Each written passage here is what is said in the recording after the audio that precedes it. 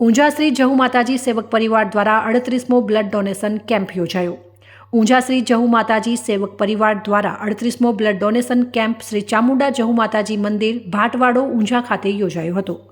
આ blood donation કેમ્પમાં 35 bottle રક્ત એકત્રિત કરવામાં આવ્યું હતું અને ઊંઝા સરદાર પટેલ વોલેન્ટરી બ્લડ બેંકને અર્પણ કરવામાં આવ્યું હતું।